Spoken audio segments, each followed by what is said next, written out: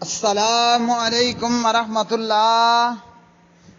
میرے پیارے بھائیوں اور میری معززات ماؤں بہنوں اور بیٹیوں،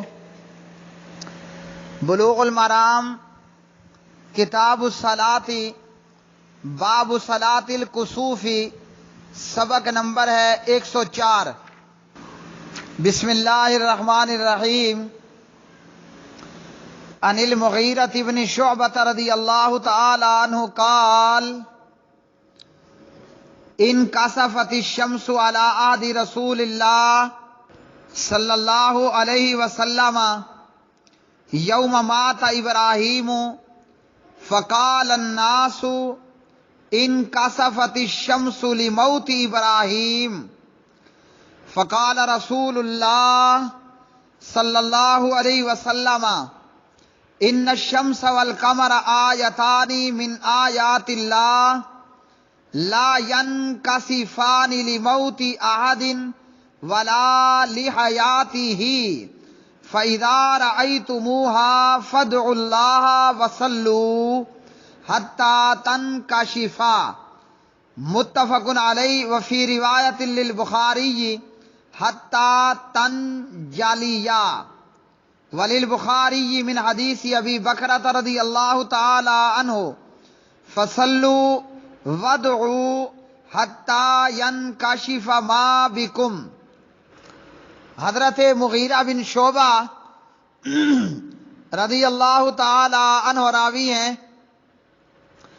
فرماتے ہیں کہ پیارے نبی محمد الرسول اللہ صلی اللہ علیہ وسلم کے عہد مبارک میں حضرت ابراہیم رضی اللہ تعالی عنہ کی وفات کے دن سورج گرہن لگا تو لوگوں نے کہا کہ سورج گرہن ابراہیم کی وفات کی وجہ سے لگا ہے۔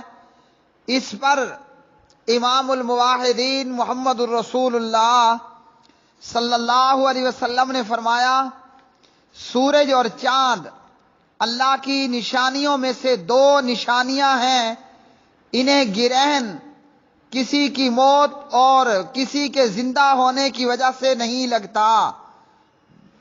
چنانچہ جب تم سورج چاند کو اس حالت میں دیکھو یعنی گرہن لگا تو اللہ سے دعا کرو اور نماز پڑھو حتیٰ کہ وہ واضح ہو جائے، یعنی سورج یا چاند کا گرہن ختم ہو جائے۔ اور بخاری کی ایک روایت میں الفاظ ہیں نماز پڑھتے رہو یہاں تک کہ سورج یا چاند روشن ہو جائے۔ اور بخاری میں ابو بکرہ رضی اللہ عنہ کی روایت میں ہے چنانچہ نماز پڑھو اور دعا مانگو یہاں تک کہ وہ کیفیت جو تمہارے سامنے ہے وہ دور ہو جائے۔ میرے پیارے اور محترم بھائیوں اور میری قابل صد احترام قابل عزت ماؤں بہنوں بیٹیوں، پیارے نبی علیہ الصلاۃ والسلام کی یہ حدیث ایک انتہائی قیمتی تحفہ ہے آپ کی دیگر احادیث نبویہ صلی اللہ علیہ وسلم کی طرح۔ اس حدیث کے اندر پیارے نبی صلی اللہ علیہ وسلم نے بہت سی توہمات کا رد کر دیا اور بہت کچھ امام الموحدین حضرت محمد الرسول اللہ صلی اللہ علیہ وسلم نے ہمیں بتلا دیا۔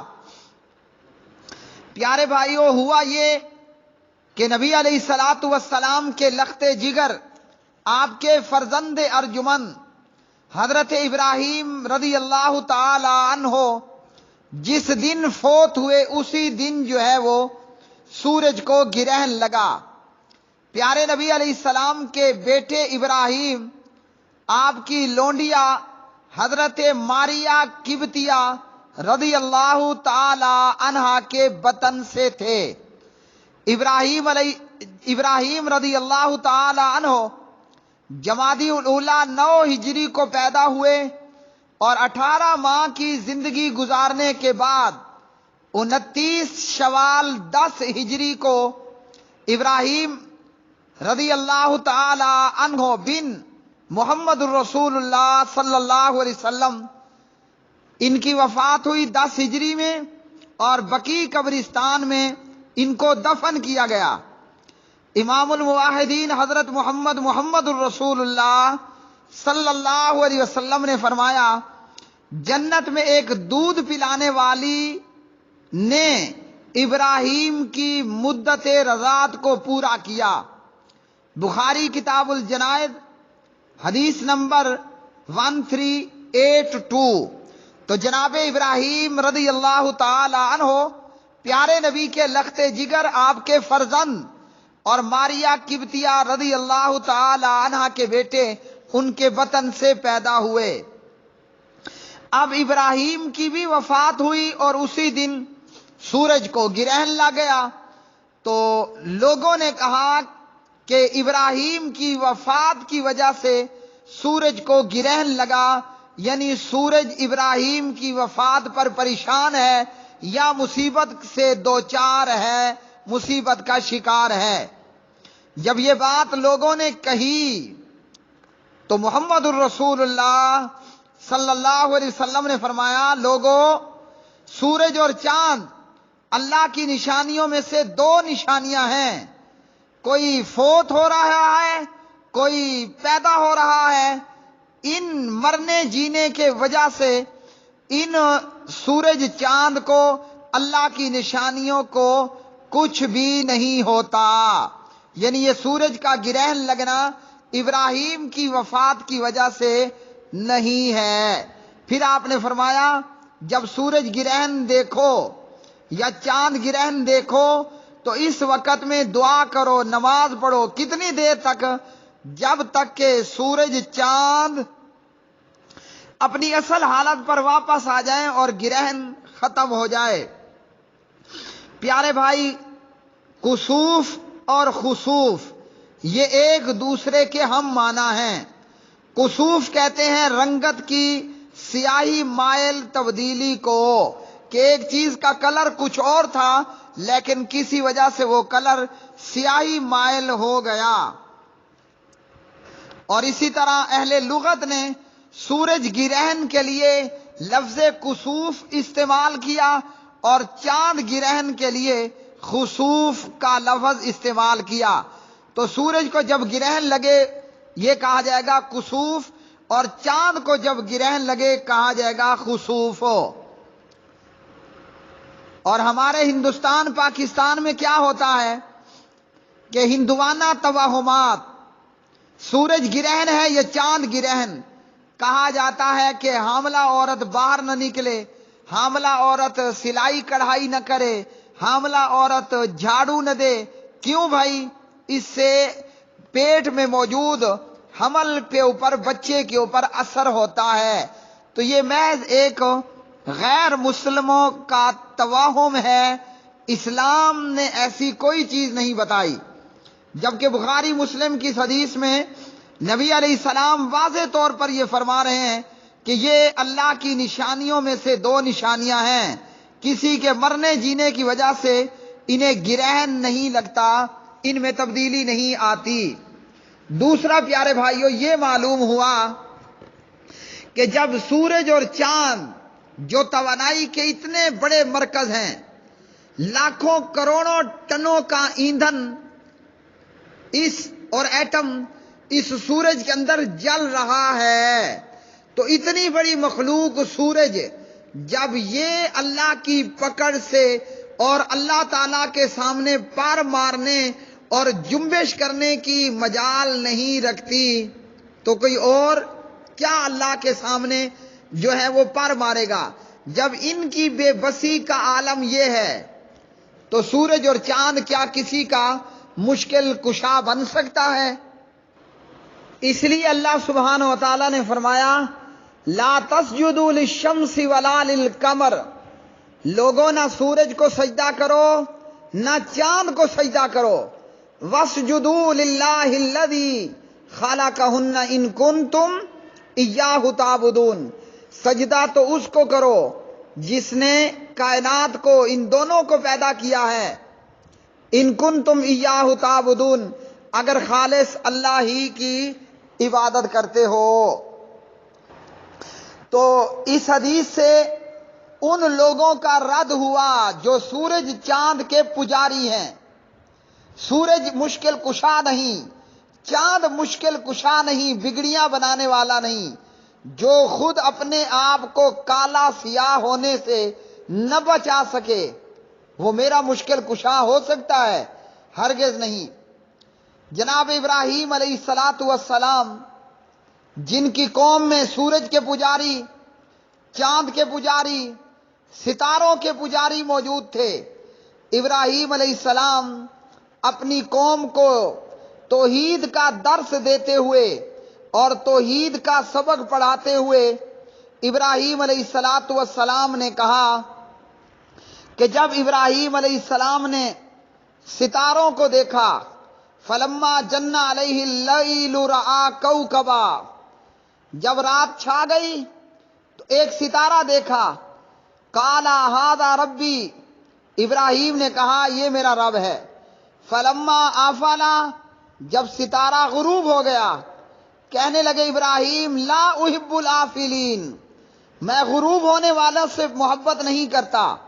فلما رأى القمر بازغا، پھر جب ابراہیم نے چمکتا چاند دیکھا، قال ھذا ربی، ابراہیم نے کہا یہ میرا رب ہے۔ اور جب چاند بھی غروب ہو گیا، ابراہیم نے کہا اگر میرے رب نے مجھے ہدایت نہ دی تو یقیناً گمراہوں میں سے ہو جاؤں گا۔ فلما رأى الشمس بازغة، جب ابراہیم نے سورج کو جگمگاتا ہوا دیکھا، قال ھذا ربی ھذا اکبر، ابراہیم نے کہا یہ میرا رب ہے، یہ سب سے بڑا ہے۔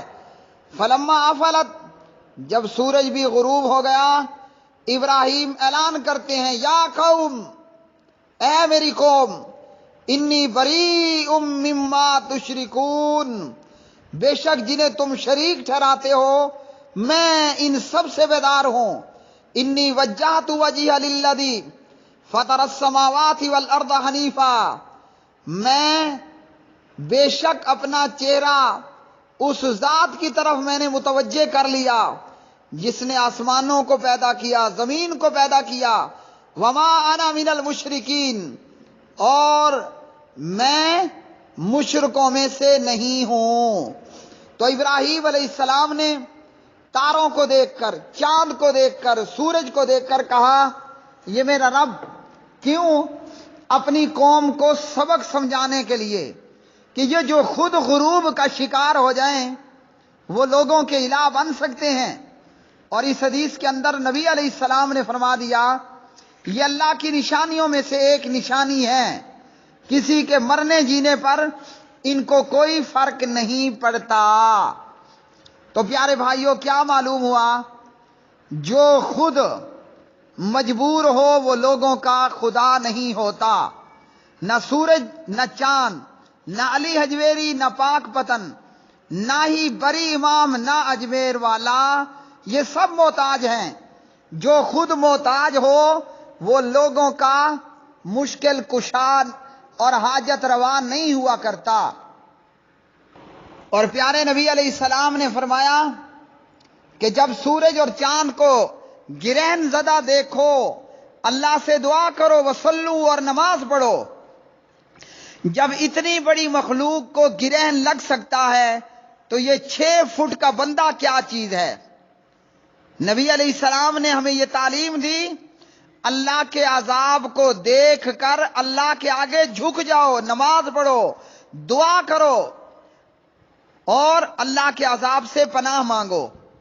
جب سورج جتنی بڑی مخلوق اور بلند و بالا مخلوق یہ اللہ کی پکڑ میں اور خود اللہ کی پکڑ سے بچنے والے نہیں، تو 6 اور 7 اور 5 فٹ کا یہ کمزور سا انسان یہ کیا اللہ کے عذاب کے آگے کچھ ہے؟ تو سنت یہ معلوم ہوئی جب سورج گرہن یا چاند گرہن ہو نماز پڑھنی ہے، آگے حدیث آ رہی ہیں، اس وقت تک نماز اور دعا کا اہتمام کرنا ہے جب تک کہ سورج کا گرہن اور چاند کا گرہن ختم نہ ہو جائے، جب تک کہ وہ روشن نہ ہو جائیں، اپنی اصلی حالت پر نہ آ جائیں۔ وآخر دعوانا ان الحمد للہ رب العالمین۔